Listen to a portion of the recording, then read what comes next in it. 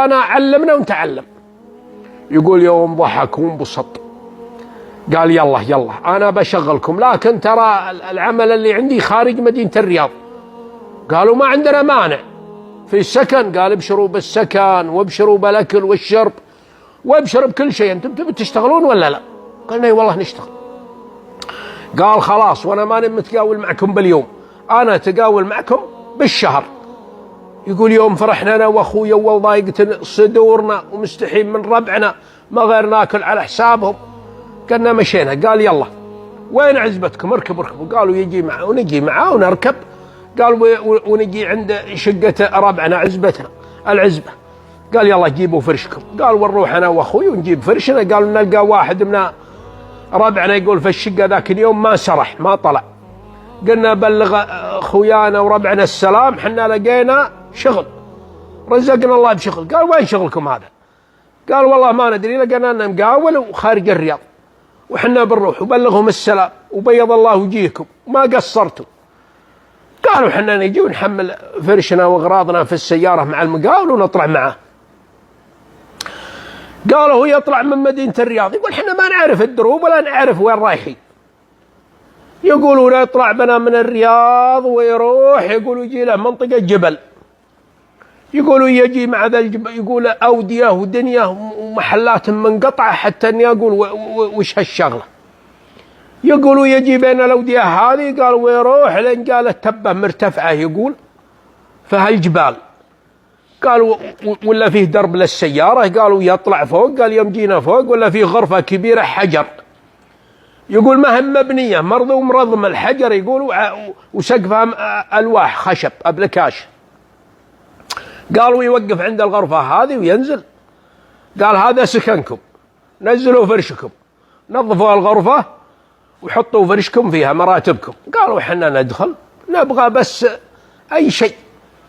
يقول ولا في حنفية يقول خزان ماء، قال هذا مليان موية وبيجي الوايد كل أسبوع يعبيه لكم موية لا تشيلون هم. يقول وينزل ولا معه في السيارة كيس رز وأكياس رز وبصل وزيت وأغراض، يقول محتسي. قال المهم يقول نزل أغراضنا. قال أنتم تطبخون؟ قلنا اي والله نطبخ.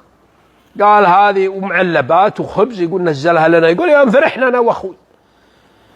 يقول هذه أغراضكم وهذا مطبخكم وهذا دافوركم عندكم وهذا شغلكم وهذا السراج.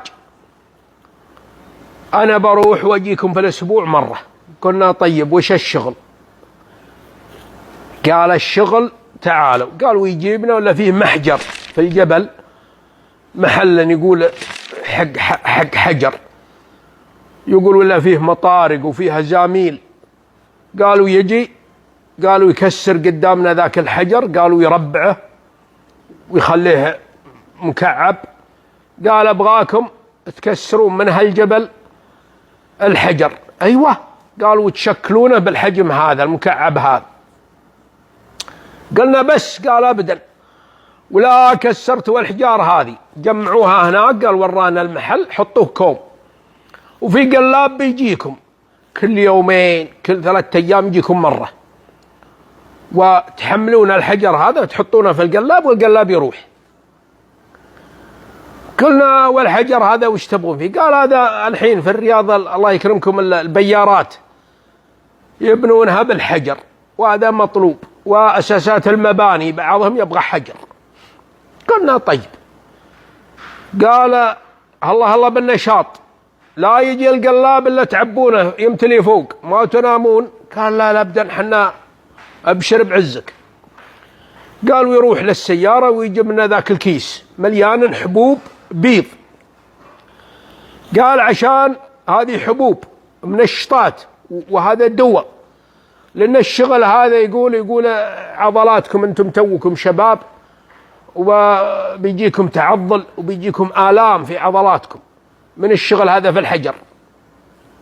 وهذه حبوب تسوون براد الشاهي وتكثرون الحلا السكر، كثروا السكر وحطوا فيه من ذا الحبوب وخلها مع الشاهي واشربوه، هذا يساعدكم على العمل والإنجاز والجهد، وترى لكم عندي جائزة.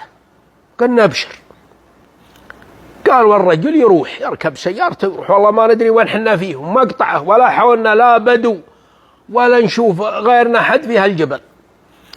قال ونقوم أنا وأخوي يقول نشرب من هالشاهي ونحط فيه من ذا الحبوب اللي يقول علاج، يقولوا ونقوم نشتغل في الجبل. يقول حنا شباب ونشيطين، يقولوا يجينا نشاط ما هو طبيعي.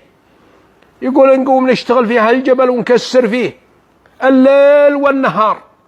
يقول ينقطع عنا النوم أعوذ بالله، وشهوة الطعام الأكل. يقول ما ناكل، يا ما ناكل. يقول مرة ونوم ما في نوم، وليل ونهار نشتغل في هالجبل ولا ندري وش جانا. يقولوا ما غير بس نبغى شاهي ونحط فيها من هالحبوب ونشتغل في هالجبل وشغل. يقول كل يومين يجينا القلاب ولا إننا مجهزين لنا كوم من هالحجر. قالوا نحمل الحجر هذا في القلاب، قالوا يروح. يقول والمقاول هذا يجينا كل 5 أيام، كل أسبوع مرة. والقلاب يقول الوايت يقول يجينا وايت يعبي الحنفية هذه موية. والمقاول يجينا كل أسبوع مرة. يقول لا جاء ولا الرز ما تحرك. يقول قال كلوا وش فيكم؟ قلنا والله ما نشتهي الأكل. قالوا ينزلنا معلبات. يقول أكلنا قليل. يقول يمكن نفكرنا علبة تونة، يقول أنا وأخوي خبزة واحدة يقول تكفينا، ما نشتهي الأكل، لكن تفكيرنا كله في هالجبل، نبغى نشتغل بس. يقول نبغى